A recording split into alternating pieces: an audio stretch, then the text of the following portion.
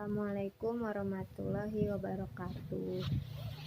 Kenalkan, nama saya Indah Nurasana. Saya dari Manajemen B Malam semester 6. Di sini saya akan membahas tentang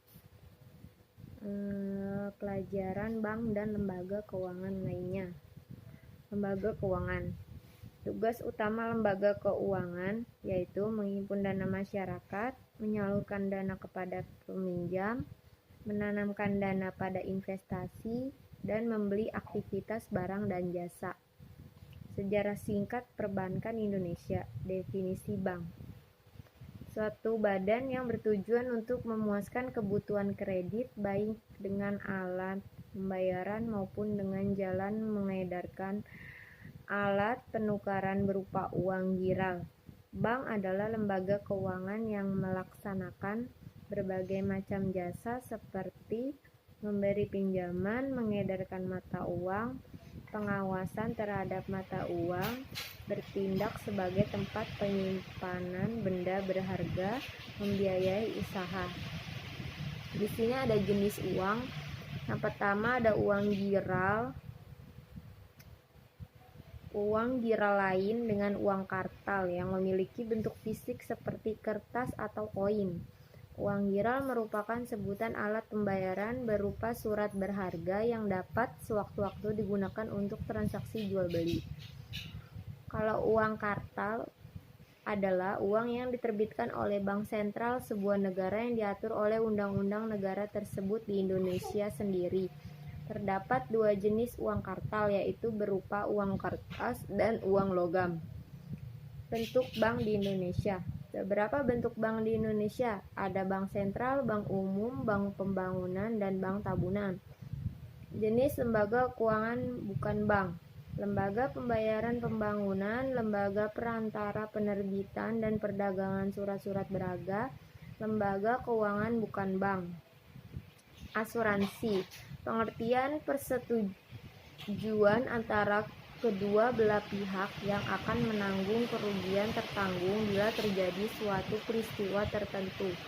Polis asuransi adalah jumlah pertanggungan uang, bentuk pertanggungan bahaya apa yang diberikan pertanggungan jangka waktu berlaku asuransi. Usaha tambahan bagi lembaga pembiayaan dan lembaga penerbitan dan perdagangan surat berharga. Pertama, menghimpun dana dengan mengeluarkan surat berharga. Kedua, perantara dalam mendapatkan permodal dalam dan luar negeri. Ketiga, bertindak sebagai makelar, komisioner, pedagang efek dalam pasar uang. Empat, mengeluarkan surat jaminan. Di sini ada uang, inflasi, dan deflasi.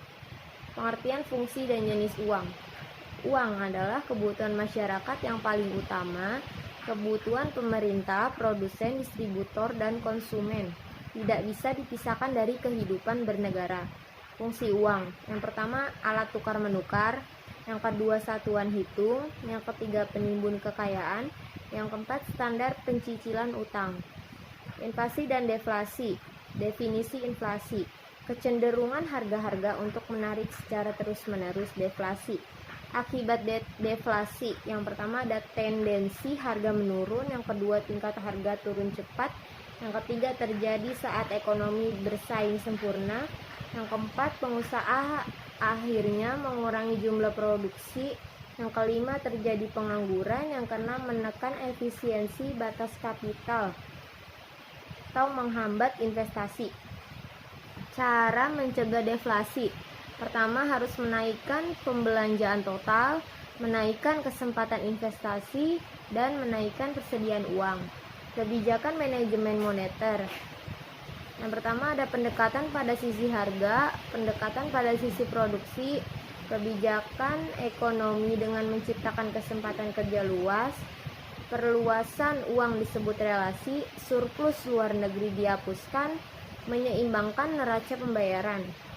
Di sini ada kebijakan moneter, kebijakan untuk mempengaruhi proses penciptaan uang beredar dan tingkat bunga dan mempunyai tujuan menciptakan stabilitas nilai mata uang.